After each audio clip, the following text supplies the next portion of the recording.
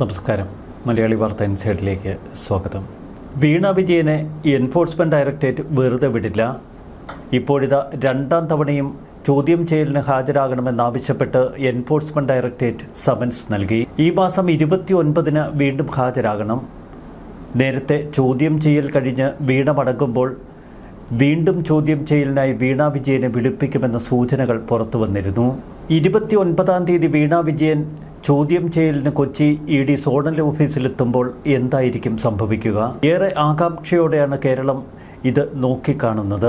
നേരത്തെ നടന്ന ചോദ്യം ചെയ്യലിൽ നിന്ന് 29-ാം തീയതി നടക്കുന്ന ചോദ്യം ചെയ്യലിൽ എന്തൊക്കെ പ്രത്യേകതകളുണ്ടാകും? നേരത്തെ വീണ വിജയനെ ചോദ്യം ചെയ്യലിനായി വിളിപ്പിച്ചു വരുത്തുമ്പോൾ എൻഫോഴ്സ്മെൻറ്റ് ഡയറക്ടറേറ്റ് ചിലതൊക്കെ ലക്ഷ്യമിട്ടിരുന്നു. തൊട്ടു തലേന്ന് SFIOയിൽ നിന്ന് ഏറെ പ്രധാനപ്പെട്ട 134 തെളിവുകൾ തങ്ങളുടെ പക്കൽ എത്തുമെന്നായിരുന്നു ED കണക്കുകൂട്ടിയത്. എന്നാൽ ചോദ്യം ചെയ്യൽ ആരംഭിക്കുന്ന ദിവസം വരെ തെളിവുകൾ എത്തിയില്ല. SFIO ഇതുവരെ തങ്ങളുടെ കൈവശമുള്ള രേഖകളോ തെളിവുകളോ എൻഫോഴ്സ്മെൻറ്റ് ഡയറക്ടറേറ്റിന് കൈമാറിയില്ല. രണ്ട് കേന്ദ്ര അന്വേഷണ ഏജൻസികൾക്കിടയിൽ നടക്കുന്നത് എന്താണ് എന്ന സംശയം കേരളത്തിൽ പടരുന്നതിനിടയിലാണ് ഇപ്പോൾ വീണ്ടും ചോദ്യം ചെയ്യൽ. കേസിൽ മുൻപ് നടന്ന ചോദ്യം ചെയ്യലിൽ വീണ വിജയനോട് ചോദിച്ചത് 172 ചോദ്യങ്ങൾ. എന്നാൽ മിക്ക ചോദ്യങ്ങൾക്കും ഉത്തരം പറയാൻ വീണയ്ക്ക് കഴിഞ്ഞില്ല. തുടർന്നാണ് തിരുവനന്തപുരത്ത് ആയുർവേദ ജംഗ്ഷനിലുള്ള HDFC ബാങ്കിൻ്റെ ലോക്കർ തുറന്നു പരിശോധിച്ചത്. ഈ പരിശോധന ഏറെ നിർണായകമായിരുന്നുവെന്നാണ് ഇപ്പോൾ EDയിൽ നിന്ന് പുറത്തു വരുന്ന സൂചനകൾ. ലോക്കർ പരിശോധനയിൽ പലതും കണ്ടെത്തി. ഒപ്പം വീണ വിജയനുമായി ബന്ധപ്പെട്ട ബാങ്ക് ഇടപാടുകളുടെ കൂടുതൽ രേഖകൾ EDയുടെ കൈവശമെത്തി. CMRലും എക്സാലോജിക്കും തമ്മിൽ ഇടപാടുകൾ നടന്നു എന്ന് കരുതുന്ന കാലഘട്ടത്തിൽ നിരവധി ലോക്കർ ഇടപാടുകൾ നടത്തിയിരുന്നു എന്നും എൻഫോഴ്സ്മെൻറ്റ് ഡയറക്ടറേറ്റ് ഇപ്പോൾ നിരീക്ഷിച്ചിരിക്കുന്നു. കേസിൽ മുൻപ് നടന്ന ചോദ്യം ചെയ്യലുകൾക്ക് പിന്നാലെ കൂടുതൽ ഡിജിറ്റൽ തെളിവുകൾ ശേഖരിക്കാൻ എൻഫോഴ്സ്മെൻറ്റ് ഡയറക്ടറേറ്റിന് കഴിഞ്ഞു. ഇതോടെ വീണയെ വീണ്ടും വിളിപ്പിച്ചു വരുത്താനുള്ള തീരുമാനം SFIO കൈക്കൊണ്ടിരിക്കുന്നു. എന്നാൽ വ്യക്തമായ ലക്ഷ്യം ഇപ്പോഴത്തെ ചോദ്യം ചെയ്യലിൽ എൻഫോഴ്സ്മെൻറ്റ് ഡയറക്ടറേറ്റിനുണ്ട് എന്നതാണ് പുറത്തുവരുന്ന സൂചനകൾ. വീണ വിജയൻ്റെ അക്കൗണ്ടിലേക്ക് എത്തിയത് കുറ്റകൃത്യങ്ങളിലൂടെ അവർ ശേഖരിച്ച പണമാണ് എന്ന നിഗമനത്തിൽ എൻഫോഴ്സ്മെൻറ്റ് ഡയറക്ടറേറ്റ് എത്തി. കുറ്റകൃത്യങ്ങളിലൂടെ അനധികൃത പണം ഒരു അക്കൗണ്ടിലേക്ക് എത്തുമ്പോൾ അത് കള്ളപ്പണ ഇടപാടിൻ്റെ പരിധിയിൽ വരും. അതിനപ്പുറം ഈ കുറ്റകൃത്യം ഇനി കൃത്യതയോടെ അന്വേഷിക്കേണ്ടതുണ്ട്. എൻഫോഴ്സ്മെൻറ്റ് ഡയറക്ടറേറ്റിന് നേരിട്ട് ഈ കുറ്റകൃത്യങ്ങളുടെ അന്വേഷണത്തിലേക്ക് കടക്കാൻ കഴിയില്ല. അവിടെയാണ് CBI ഉൾപ്പെടെയുള്ള ഏജൻസികളുടെ സഹായം എൻഫോഴ്സ്മെൻറ്റ് ഡയറക്ടറേറ്റ് തേടുന്നത്. വീണ വിജയൻ്റെ അക്കൗണ്ടിൽ പണമെത്തി അതിനു പിന്നിൽ കുറ്റകൃത്യമാണ് എന്ന് എൻഫോഴ്സ്മെൻറ്റ് ഡയറക്ടറേറ്റ് കണ്ടെത്തുമ്പോൾ ആ കുറ്റകൃത്യത്തിൽ പിണറായി വിജയനും ഉൾപ്പെടുമെന്നതാണ് മറ്റൊരു വശം. ചുരുക്കത്തിൽ CBI പോലൊരു കേന്ദ്ര അന്വേഷണ ഏജൻസി കൂടി കളത്തിലിറങ്ങിയാൽ CBI ആദ്യം തന്നെ ലക്ഷ്യമിടുന്നത് പിണറായി വിജയനെ തന്നെ. വീണ വിജയനെ വീണ്ടും ചോദ്യം ചെയ്യുന്നത് വലിയ വാർത്തയായതോടെ രാഷ്ട്രീയ വൃത്തങ്ങളിൽ ചർച്ചകൾ ചൂടുപിടിക്കുന്നു. കാരണം രണ്ടാം ചോദ്യം ചെയ്യൽ അത്ര എളുപ്പമായിരിക്കില്ല. അറസ്റ്റിനുള്ള സാധ്യതയേറി എന്നാണ് ഇപ്പോൾ നമ്മൾ വസ്തുതകൾ പരിശോധിക്കുമ്പോൾ ബോധ്യമാകുന്നത്. ഒരു വശത്ത് കേന്ദ്ര അന്വേഷണ ഏജൻസികൾ തമ്മിലുള്ള ഏകോപനമില്ലായ്മ, ഇത് വ്യക്തമാക്കുന്ന തലത്തിൽ നിരവധി സംഭവങ്ങൾ ഇക്കഴിഞ്ഞ ദിവസങ്ങളിൽ നടന്നു. സീരിയസ് ഫ്രോഡ് ഇൻവെസ്റ്റിഗേഷൻ ഓഫീസ് കണ്ടെത്തിയ നിർണായക രേഖകൾ എന്തുകൊണ്ട് ഇനിയും എൻഫോഴ്സ്മെൻറ്റ് ഡയറക്ടറേറ്റിന് കൈമാറിയില്ല? ഏറെ നിർണായകമാണ് ഈ തെളിവുകളും രേഖകളും. ഔദ്യോഗികമായി എൻഫോഴ്സ്മെൻറ്റ് ഡയറക്ടറേറ്റിന് ഇത് കൈമാറിയില്ല എന്നാണ് ഇപ്പോൾ പുറത്തുവരുന്ന വിവരം.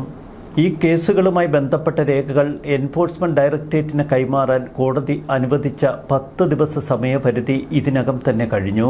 കഴിഞ്ഞ ബുധനാഴ്ചയായിരുന്നു കോടതി നിശ്ചയിച്ച അവസാന തീയതി. രേഖകൾ ലഭിക്കാൻ വൈകുന്ന സാഹചര്യത്തിൽ വരും ദിവസങ്ങളിൽ SFIO അന്വേഷണ സംഘവുമായി ED ഉന്നതർ നേരിട്ട് സംസാരിക്കും. കേസിന്റെ തുടരന്വേഷണത്തിനും താൽക്കാലിക കണ്ടുകെട്ടൽ നടപടികൾക്കും അത്യാവശ്യമായ 134 സുപ്രധാന രേഖകളാണ് SFIOയിൽ നിന്ന് EDക്ക് ലഭിക്കേണ്ടത്. ഈ രേഖകൾ പരിശോധിച്ച് ഒരുപക്ഷെ വീണ വിജയന്റെ വസ്തുവകകൾ അടക്കം കണ്ടുകെട്ടൽ നടപടികളിലേക്ക് എൻഫോഴ്സ്മെൻറ്റ് ഡയറക്ടറേറ്റ് കടക്കും.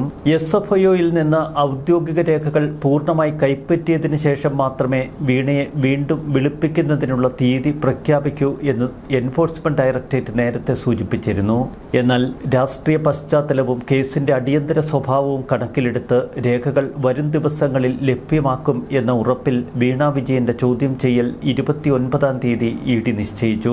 നിലവിൽ പ്രതികളുടെ സ്വത്തുക്കൾ താൽക്കാലികമായി കണ്ടുകെട്ടാനുള്ള ശക്തമായ തെളിവുകൾ എൻഫോഴ്സ്മെന്റ് ഡയറക്ടറേറ്റിന്റെ പക്കലുണ്ട് എന്നാണ് പുറത്തുവരുന്ന വിവരം. നേരത്തെ എക്സാലോജിക് CMRL ഇടപാടുകളുമായി ബന്ധപ്പെട്ട് വിവിധ വ്യക്തികളുടെയും സ്ഥാപനങ്ങളുടെയും 242 ബാങ്ക് അക്കൗണ്ടുകളിലായി ഏകദേശം 18 കോടി രൂപയോളം അന്വേഷണ സംഘം മരവിപ്പിച്ചിരുന്നു. ഈ മരവിപ്പിച്ച അക്കൗണ്ടുകളിൽ വീണ വിജയന്റെ വ്യക്തിപരമായ 2 ബാങ്ക് അക്കൗണ്ടുകളും അവരുടെ ഉടമസ്ഥതയിലുള്ള എക്സാലോജിക് കമ്പനിയുടെ ഒരു പ്രധാന അക്കൗണ്ടും ഉൾപ്പെടുന്നു. ഇനി അറിയേണ്ടത് വീണ വിജയന്റെ ലോക്കർ തുറന്നു പരിശോധിച്ചപ്പോൾ ഇ.ഡിയുടെ പക്കലെത്തിയ പുതിയ തെളിവുകൾ എന്തൊക്കെ? എന്തെങ്കിലും സുപ്രധാന രേഖകളോ സാമ്പത്തിക ഇടപാടുകളെക്കുറിച്ചുള്ള പുതിയ തെളിവുകളോ ഇ.ഡിയുടെ പക്കലെത്തിയോ?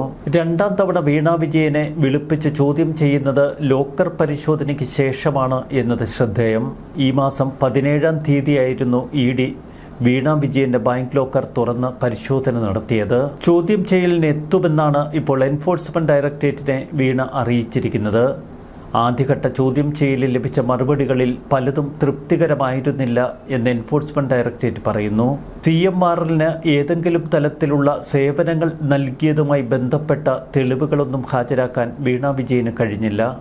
HDFC ബാങ്ക് ലോക്കർ തുറന്നു പരിശോധിച്ചത് വീണ വിജയനെ വിളിപ്പിച്ചു വരുത്തിയാണ്. മാസപ്പടി കേസുമായി ബന്ധപ്പെട്ട രേഖകൾ ലോക്കറിലുണ്ടായിരുന്നില്ല എന്നതാണ് പരിശോധനയിലെ മറ്റൊരു ഭാഗം. എന്നാൽ ബാങ്ക് ലോക്കർ ഉപയോഗിച്ചതുമായി ബന്ധപ്പെട്ട അതിൻ്റെ തീയതികൾ അതേറെ നിർണായകമാണ്. വീണ ലോക്കർ തുറന്നതിൻ്റെ വിശദാംശങ്ങൾ ഇ.ഡി. ബാങ്കിൽ നിന്ന് ശേഖരിച്ചു. അന്വേഷണ സംഘത്തിൽ നിന്ന് ഏതെങ്കിലും വിവരങ്ങൾ രഹസ്യമായി ലോക്കറിലേക്ക് മാറ്റിയിട്ടുണ്ടോ എന്നാണ് ഇ.ഡി. പരിശോധിച്ചത്. HDFC ബാങ്കിന് പുറമെ തിരുവനന്തപുരത്തെ ധനലക്ഷ്മി ബാങ്കിൽ വീണയുടെയും കമ്പനിയുടെയും പേരിൽ മറ്റ് 2 അക്കൗണ്ടുകളുണ്ട്. എന്നാൽ അവിടെ ലോക്കർ എടുത്തിട്ടില്ല. ഇക്കഴിഞ്ഞ 17-ാം തീയതി വീണയെ 9 മണിക്കൂറുകളാണ് ചോദ്യം ചെയ്തത്. കൺസൾട്ടൻസി ഫീസ് ഇടപാടുകളുമായി ബന്ധപ്പെട്ട നേരിട്ടുള്ള ചോദ്യങ്ങൾക്കൊന്നും മനസ്സറിവില്ലാത്ത കാര്യമെന്നായിരുന്നു വീണയുടെ മറുപടി.